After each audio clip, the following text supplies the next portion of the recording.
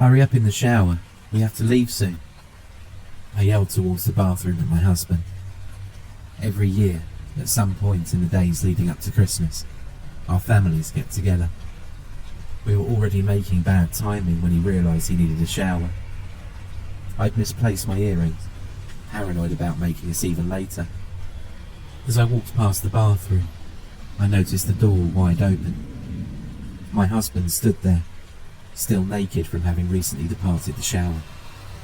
He draped a pastel orange towel over his head, one that I didn't even know we owned. It didn't cross my mind at the time, just a fleeting thought. He swayed gently from side to side, like a swinging pendulum. I giggled. "Stop being silly. You know we're running late. Have you seen my earrings?" Immediately upon entering the bedroom, I spotted them gently glistening on the bedside table. Relieved, I yelled again. "Never mind, found them." As I put the first in, my gaze fell directly ahead of me, at the painting of a lighthouse hung on our bedroom wall.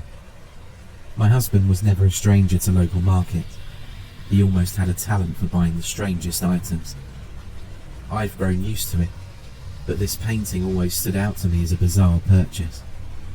The lighthouse stands as the subject, with a series of indistinct, colourful blobs painted around the bottom. A crowd of nondescript people, I'd always assumed. On the frame, at the bottom, a title or note or quote of some kind had been etched in. "The Jolly Good Fellows." My trail of thought was cut short as I failed to get the second earring in. I'd stabbed myself slightly and began to head to the bathroom for the assistance of the mirror. He was still standing there, swaying. "Honey, we really need to go soon. Please get ready." I approached the mirror. Seeing no blood, I breathed a sigh of relief and put the second earring in. The whole time, from the corner of my eye, I could still see him swaying. The towel blocked any view of his head. My patience was wearing thin. Had he even sorted his clothes out yet? "Honey, come on," I spoke, as I lifted the towel from his face. Peering under, I expected to see him smiling, acting playfully. I felt a little bad, but being ever aware of the ticking clock, sometimes I have to remind him to have urgency, even when he's just playing around. His eyes were wide, his face emotionless. He stared forward as though there wasn't a wall a few feet from his face, like he was looking just a little past everything. He stopped swaying as the towel was removed, but remained in this state. I gently held his hand. "Come with me, let's sit down." I knew something was wrong. As I guided him to the bed and sat him down, his arm felt limp, as though his muscles were void of any connection to the brain. "Let's get you some clothes, okay? We can talk about what's wrong." I tried to speak calmly as I turned around and searched through the wardrobe.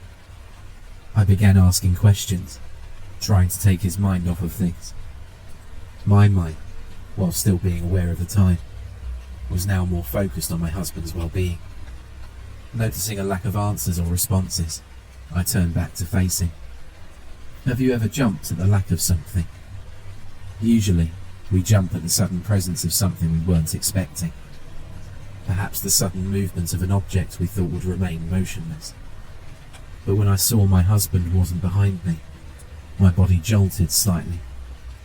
I hadn't heard him move, or felt him walk past me. I expected him to still be on the bed. The lack thereof was enough of a shift to shock me. "Honey?" I yelled slightly, wondering where he was. I walked past the bathroom. There he was, orange towel draped over his head, swaying gently at the same rhythm as before. "If you don't respond to me, I'm calling an ambulance." I needed a quick answer. My mind jumped straight to some form of brain injury, perhaps from falling over in the shower. I knew that acting fast is the only chance you have to minimize damage. He didn't answer. I removed the towel from his head as I dialed emergency services. Again, he stopped swaying. As I explained everything to them, I watched as he knelt down, picked the towel back up, and draped it back over his head. The swaying continued thereafter.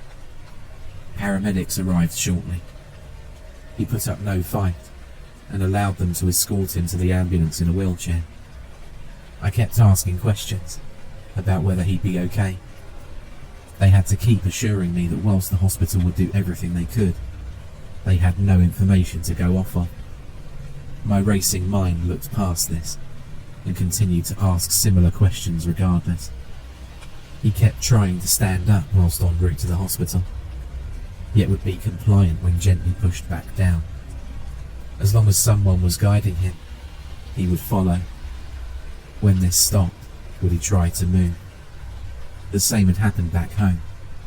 He only got up and left once I'd sat him down and let go of him.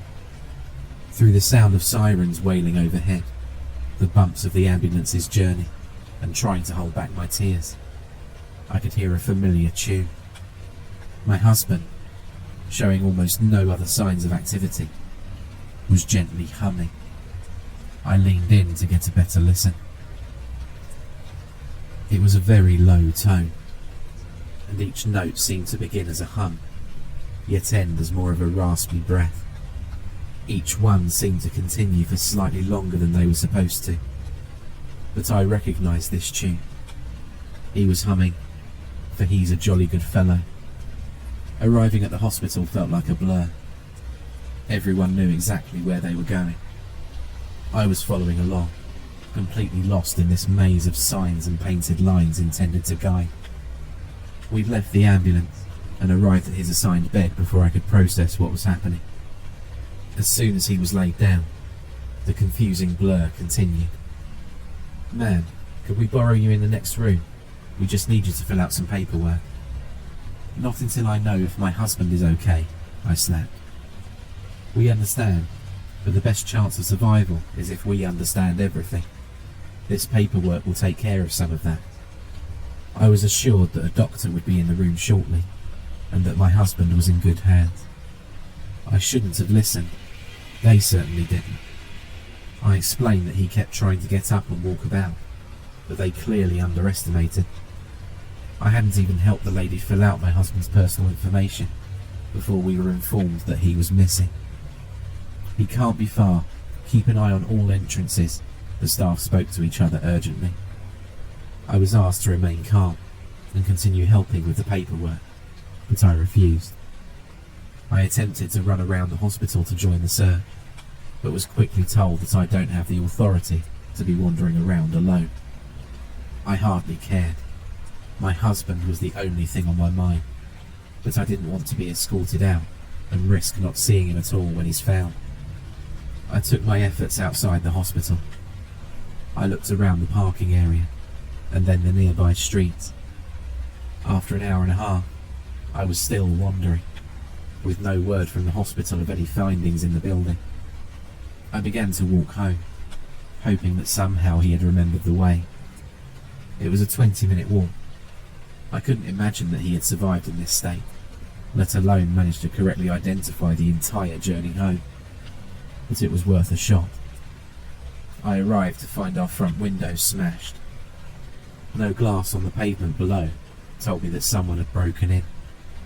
Perhaps I should have been more cautious, but I just wanted to know if my husband was inside. My hand shook as I struggled to get the key into the lock. Once I did, I turned the handle and ran inside. I don't even think I closed the door behind me. "Honey, are you here?" I don't know if I was surprised to see what I saw, or whether I expected this. There he was, in the bathroom, orange towel draped over his head, swaying gently. This time, a pool of blood collected on the tiled floor below, dripping from his right arm. Cuts on his legs and torso told the full story. He had no concept of pain. He smashed the window to get in, to get back to this exact spot. The injuries meant nothing to him.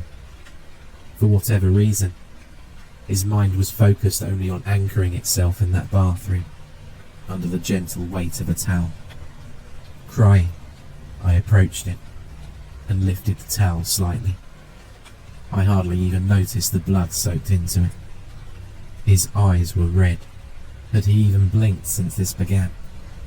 The humming continued. I should have contacted emergency services immediately, but instead, I just stood there. I stared into his eyes, pretending he was staring back into mine. I wanted him back. Gently, he lifted an arm and pulled the towel back over his face. I don't know how long I stood there sobbing. Please, talk to me. I love you. The gentle humming would have been comforting, but the slight inconsistency of the rhythm was a subtle reminder that my husband had no awareness. I thought back to all of our recent conversations, everything we'd ever done together. Lately, he's had a fascination with the ocean. I could never understand it. A horizon swallowed by the forever swaying and crashing of waves never appealed to me. He used to tell me all sorts of facts. One that particularly disturbed me was an old tradition of placing a towel over the faces of sailors who had passed while at sea. Once back on shore, you'd place a towel over their face as you waited for somebody to arrive with help or a hearse. Curiosity having a moment of breakthrough as I grieved my still living husband, I went into the bedroom. I took a closer look at the painting, the blobs at the bottom of the lighthouse. I'd always assumed them to be nondescript people, with little detail added, though I had never understood why the blobs were so colourful. Only then did I realise. They were not a crowd gathering at the bottom of the lighthouse. They were dozens of bodies, laid out on the shore. Pastel-coloured towels were draped over their faces. Perhaps my husband is there now, forever visiting the lighthouse, staring into the horizon as it's swallowed by the ocean.